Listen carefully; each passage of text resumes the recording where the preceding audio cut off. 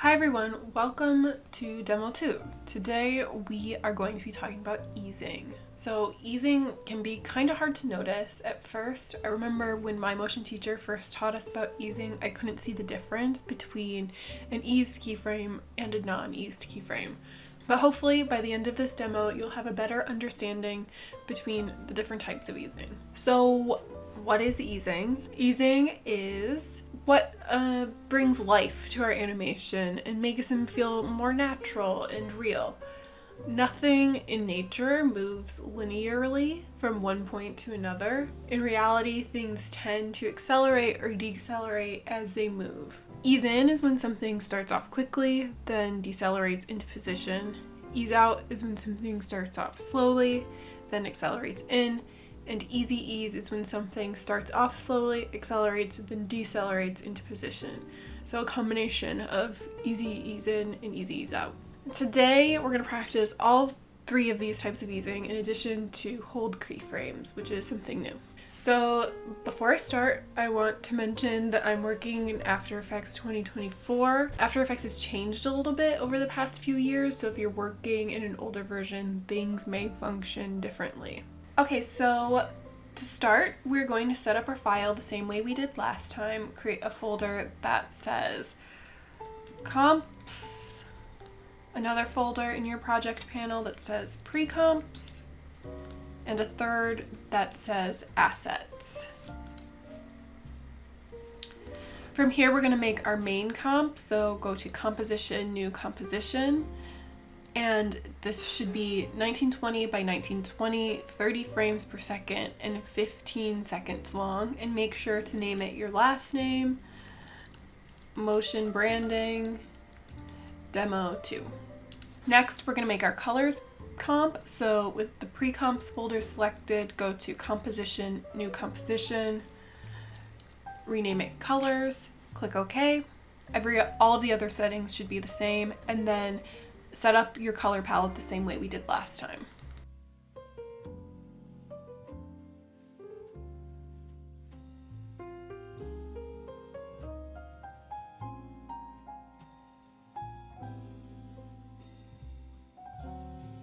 Now let's make our first working comp. So with pre-comp selected again, go to composition, new composition, and rename this one quad 1 and leave all your other settings the same. Now I'm going to drag my color palette into quad 1. I'm going to right click and make it a guide layer, and then I'm going to lock it so it can't move around. Now that we're all set up, I'm going to start animating. So the first thing I'm going to do is make a new shape layer that's going to be my background layer. I want it to be the exact same size of my comp, so I'm going to double click on the rectangle tool to do that, and After Effects will automatically make it the right size. If you prefer to draw your shape layers, you can do that too. I just like to double click because it makes it the exact right size of my composition. If for some reason your anchor points aren't defaulting to the center of your shape layer and are instead defaulting to the center of the composition, you can change that by going to After Effects Settings, General, and making sure that center anchor point in shape layers is checked. It's about halfway down the list. You could also download this plugin. It's called Reposition Anchor Point. And if you install that, that will give you a dialog box that looks like this right here. Whoa. I don't want it to snap there, so I'm going to put it back. And what this does is basically you can just click wherever you want your anchor point to be, then click reposition, and it will reposition the anchor point to whatever one of these arrows you select. But for now, I'm just going to double click so I have a shape layer the exact right size that I need. This plugin's also free, by the way. Now I'm going to rename this my background, move it to the bottom, and change the color.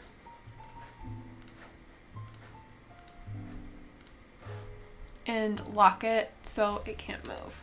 Next, I'm going to pull up my grid. You don't have to do this. I just like to work with the grid in After Effects because I like when things snap to it because I think it's easier to draw that way. So I'm going to go to View, Show Grid. My grid is set up to be every 80 pixels. If yours looks different, you can go to After Effects, Settings, Grids and Guides, and to change it so there's a grid line every 80 pixels with one subdivision like mine. But again, you don't have to use this, I just like to use it. Also, if you're using the grid, go to View and make sure Snap to Grid is selected so when you draw, things will snap into place.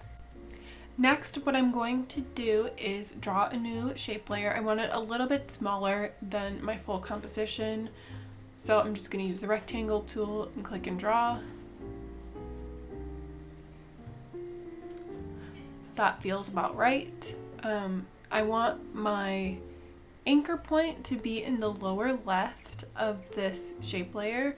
So if you have reposition anchor point, you can just click the lower left and reposition, or you can use your pan behind tool and move your anchor point yourself. If you have snap to guides on, it should snap into position, but if you don't, if you aren't using your guides, you can hold Command and it'll snap into place. Make sure to name your shape layer something you'll remember.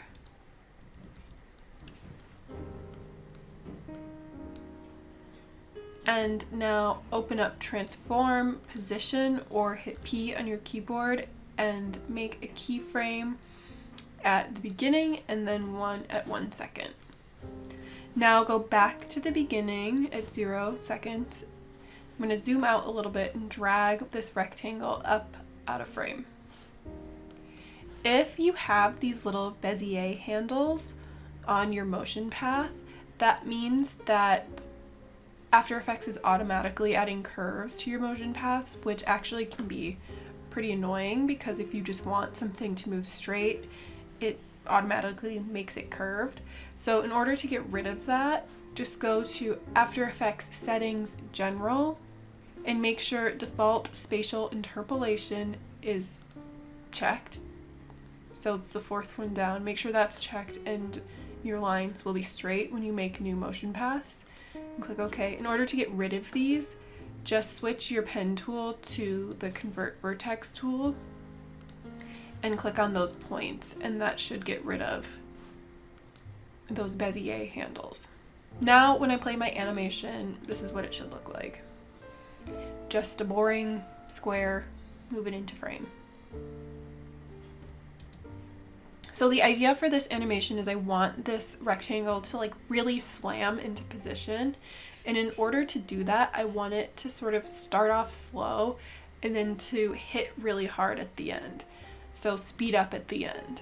To do that, I'm going to select this first position keyframe, right click, go down to Keyframe Assistant, and Easy Ease Out.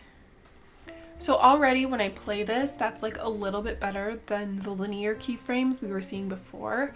It's still kind of hard to see what exactly is happening just because these keyframes aren't that dramatic. It's just like barely an ease that we've added to this. So in order to make it a little bit more dramatic, make it really look like it's slamming down hard, I'm going to open my graph editor by clicking this icon here.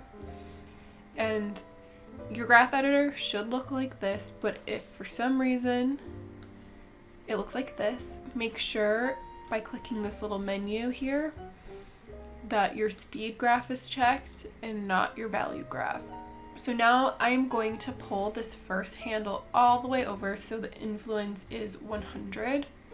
You can snap it into like position, so at the bottom here if you hold Option on your keyboard. So now when I play, this will look like it's really like hitting down harder. I think this is better, but I think we can make it even better if we take this handle here and pull it all the way in. So our graph looks like this. Now when I play, you can see it's like much snappier and it really sort of locks into position there. Now let's add a secondary animation to this rectangle just to make it look a little bit more natural.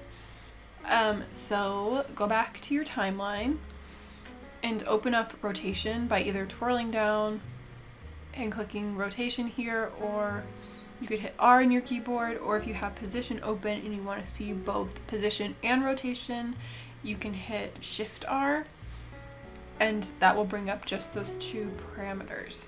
So now make a keyframe at about 15 frames on rotation.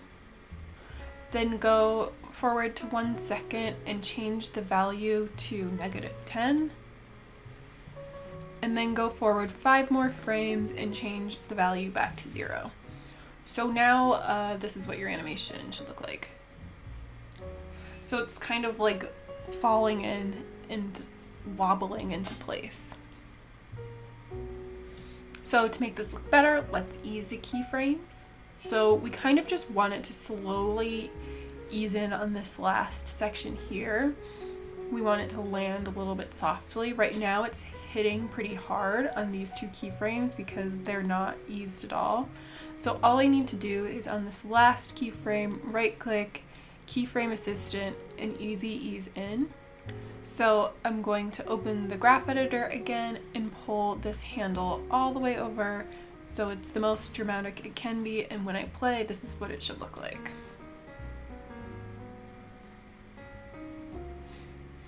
So lastly, let's add one more rotation to this rectangle so it does a little counteraction before it settles into place. We want our shape layer to rotate around the other corner, but we can't just rotate the box the same way we did before because our anchor point is in the bottom left. So what we are going to do is create a null object to do that. So go to Layer, New, Null Object, and we're going to move this null object, which is basically just an empty layer, to the other corner. We want the anchor point to be lined up with the corner of the rectangle. So now I'm going to parent this rectangle to the null object, and I'm going to do that by using my parent and link panel here. And if you don't see this, you can click this button that says toggle switches and modes, and that might show up, or you can right click and go to columns and click parent and link, and you should see it. So with my rectangle layer selected, I'm going to click this drop down menu and select null 1. So now this rectangle is parented to null 1. So basically whatever I do to this null object will happen to my rectangle 1. You can also parent it by clicking the swirl icon here, which is also called the pick whip, and selecting the layer that way. So I want this counteraction to happen after this first rotation. So I'm going to open up rotation on my null object, create a new keyframe right at 1 second, go forward 5 frames where the rotation of our rectangle is on 0, and we're going to rotate this the other way. So we want it to be positive 10 frames, not negative. Then I'm going to go forward 5 more frames and change the value back to 0. And now I'm just going to ease these keyframes the same way I eased these keyframes. So just clicking this last one, going down to keyframe assistant, and then easy ease in, opening my graph editor and pulling this handle all the way. So now when I play my animation, this is what it should look like.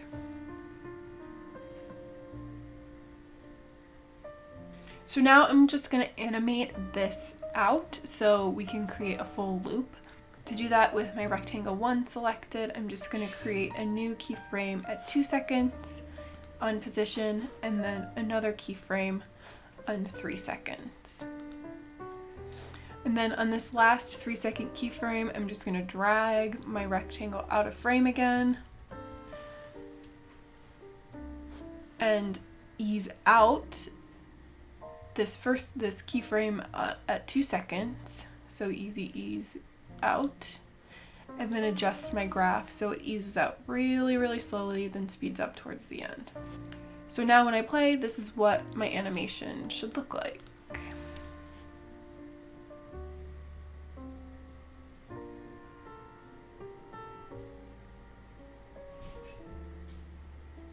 So I actually think that this rotation is just like a little bit too much the second time because it wouldn't fully rotate that high, I don't think, if it was happening in real life. So I'm going to change it from 10 degrees to 5 degrees. So let's see. Yeah, that feels like a little bit more natural because the counter action wouldn't be fully equal to the main action. It would just be like a little bit less. So now this is what our final animation should look like. And so this just simple easing has made a huge difference. If I get rid of all of the easing that we just did, you can really see how much of a change we did just by adjusting a few things. This is like all flat, it doesn't look very natural, it's pretty slow and sort of boring, but with the easing on it, it's just it feels way more natural and like actually like this object has weight. It just makes it feel more real. So now I'm going to make these layers loop, and to do that, I'm going to select both of my working layers, not the background or the colors.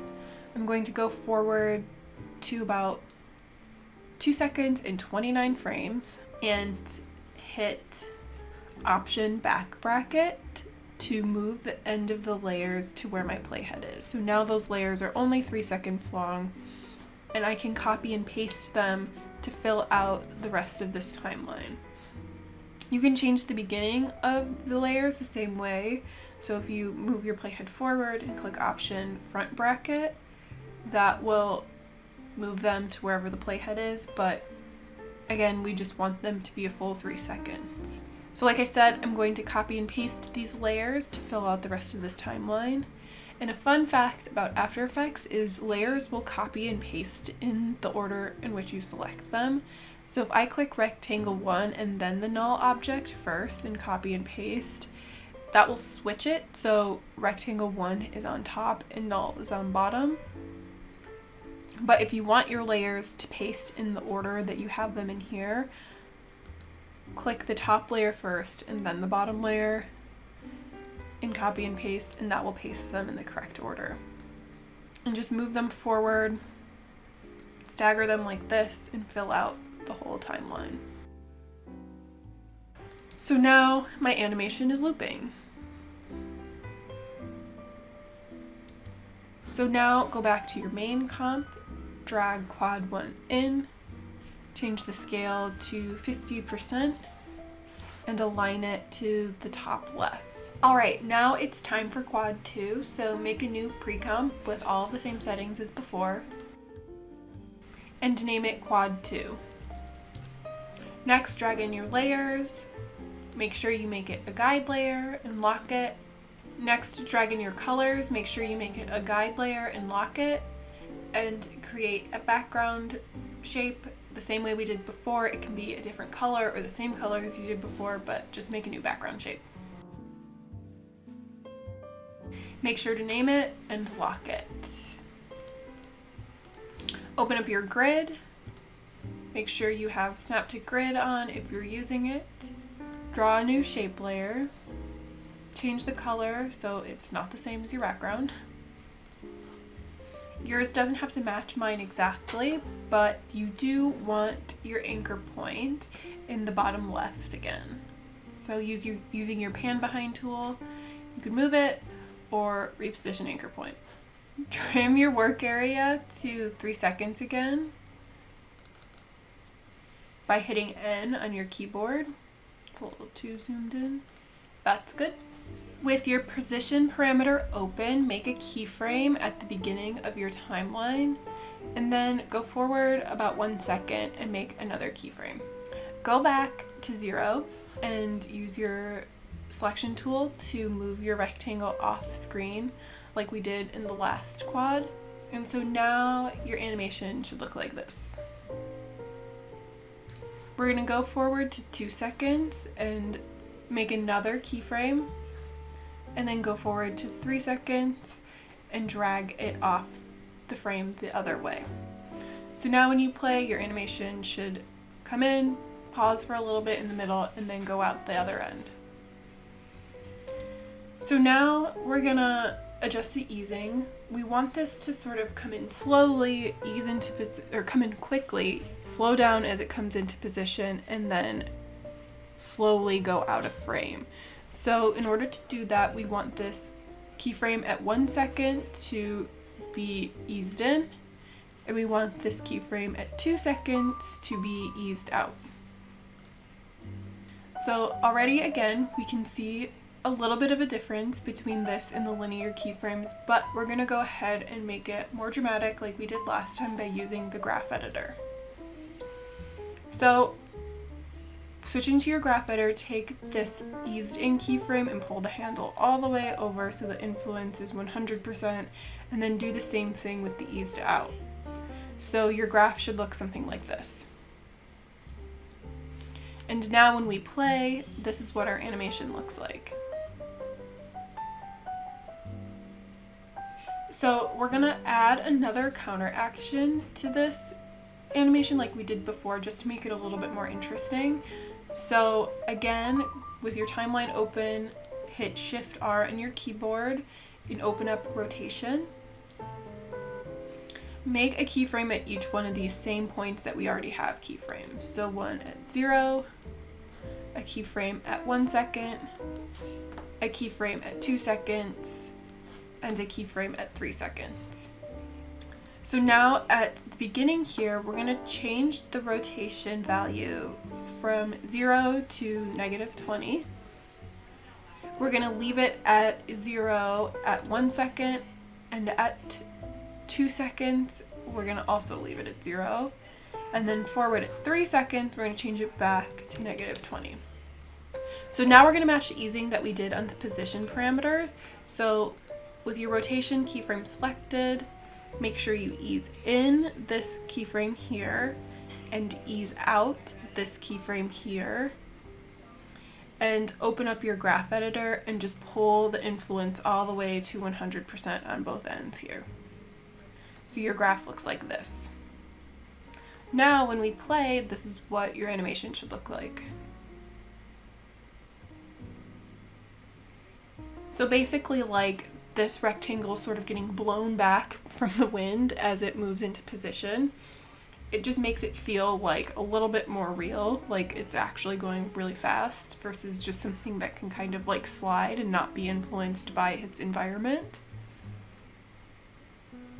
So we want this animation to loop as well, and we're going to do it the same way we did last time. We're going to move our playhead to 2 seconds and 29 frames with our shape layer selected.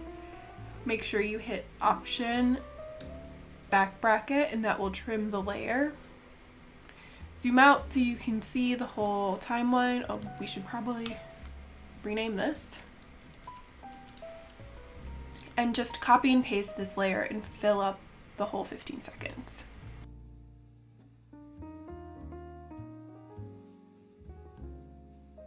Now we have a looping animation, and we're going to take this quad 2 and put it into our main composition, scale it down,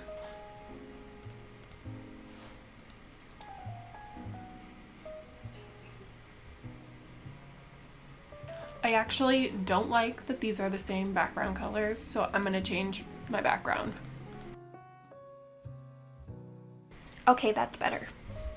Next, let's make our third quad, so composition, new composition, name it quad 3, and leave all your settings the same again. So set it up the same way we did last time with your colors and a background layer.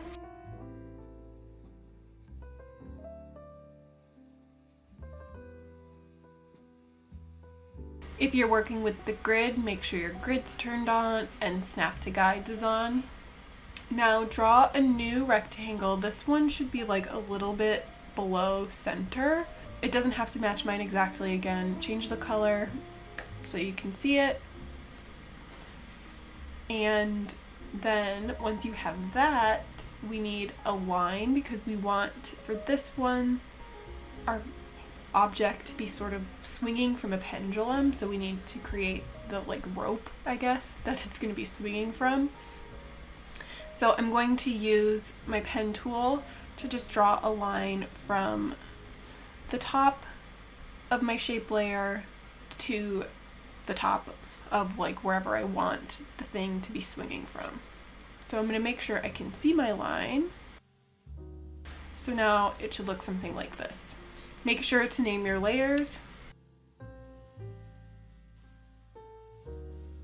Okay, so in order for these objects to move together, we're going to do something similar to what we did in quad 1. We're going to parent this rectangle to this line.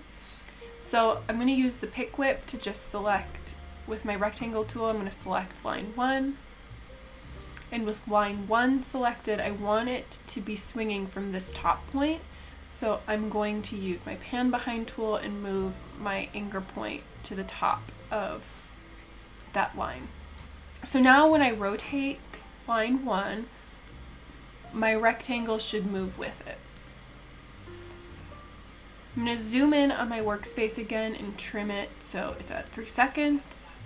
I'm going to make a keyframe at 0, and then at 1 second and 15 frames, and then 3 seconds. I'm going to go back to 0, and I want this rotation to be -45. At this middle keyframe, I want it to be 45, and then back at 3 seconds, I want it to go back to -45. So when I play, this is what my animation should look like. Right now, this is pretty boring because when something swings from a pendulum like this, usually as it approaches the height, it slows down, and as it swings through the middle, it speeds up. So this being linear, you don't really get that sense of motion. So in order to do that, we're just going to easy ease these keyframes. So select all 3 of them, go to Keyframe Assistant, and easy ease. So now, like I said, if we want the pendulum to be slower as it approaches the height, that's where we'll slow down the keyframe. So if we drag this all the way over, and again, since it reaches a height on this side, we're going to drag this all the way over, and we're going to drag this all the way over, and drag this all the way over. That'll make it so it's the slowest at the height of the pendulum swing. When we play it, this is what it'll look like. So that's pretty dramatic. For me, this is a little bit too snappy, so I'm just gonna change all of these handles to like 85% influence versus 100. So right now when I play, yeah, that's better. It's a little bit less snappy, but still slows down as the pendulum approaches the height of each swing. So now, since these keyframes are the same at the beginning and the end, that will make it easier to create a loop. So we don't have to copy and paste the layers, we can just copy and paste the keyframes. So with all 3 of my keyframes selected, I'm going to copy, move my playhead to 3 seconds, paste, and then keep doing that and fill out the whole timeline. So when I play, this is what my animation should look like.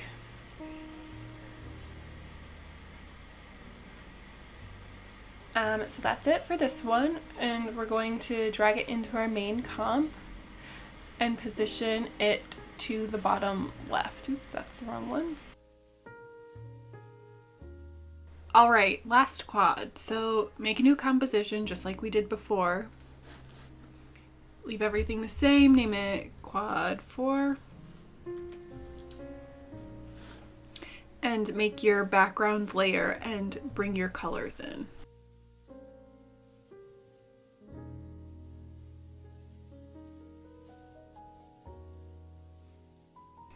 Make sure your grid's on if you're working with it.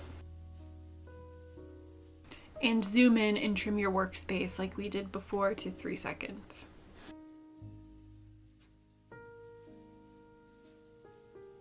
Draw a new rectangle. Again, it doesn't matter if it matches mine. And now open up the scale parameter on your shape layer. So first you're going to want to make a keyframe at each second. So at 0, 1 second, 2 seconds, and 3 seconds. And now go back and make a keyframe at all of the 15 frame markers and change the value on scale to 50%.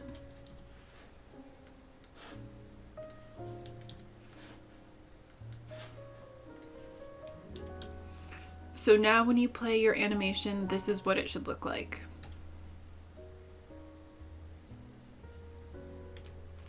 So for this animation, we want the rectangle to hit the hardest when it's at its largest scale, and when the rectangle is smaller, the animation should be softer so it feels like it's beating or something, or like pulsing. So select all your keyframes, right click and go to Keyframe Assistant and then Easy Ease, and then open up your graph editor. Again, make sure you're in your speed graph, and you want to flatten out the graph at all of the 15-second markers. So basically just ease these keyframes out and in so our animation slows down.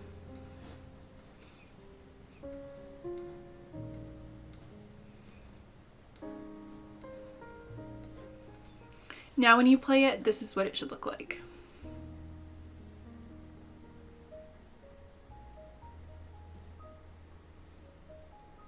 Next, we're going to add a secondary animation to this. So when our shape layer is at its largest scale, we want the color to change. So to do that, go back to your timeline, twirl down the contents of your rectangle 1 shape layer, twirl down rectangle 1 until you see fill, and then twirl fill down too. And now I'm just going to change the color at all of the 1 second markers when the rectangle's at its largest scale to something different. The colors in between can be anything, but I want to make sure, so this animation loops, that the first color and the last color are the same.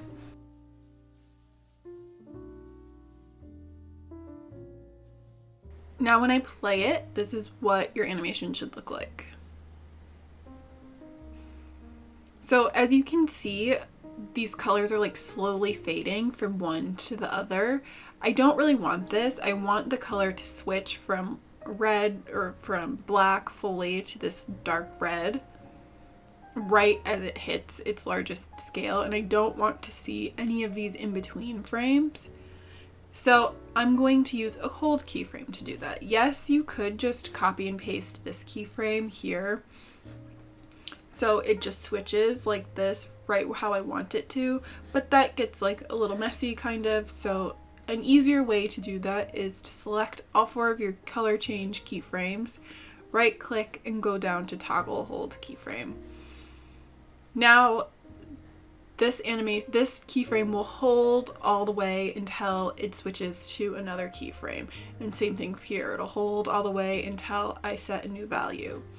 So when I play it, this is what my animation should look like.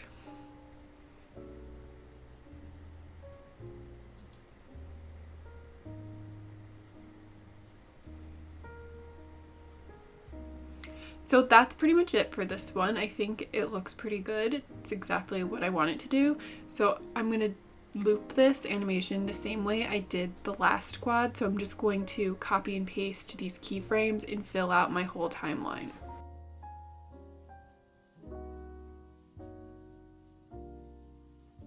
Now my animation is looping, and I'm going to drag it into my main comp and scale it and position it. And that's it. Now we're ready to render. So to do that, go to Composition, Add to Render Queue. Make sure your render settings are set to H.264. If yours is QuickTime, just click on the codec here and switch in this first drop down menu to H.264 and then click OK. And then specify where you want to render and just render away. Make sure to upload your demo to Google Drive and Canvas, and I'll see you guys next time.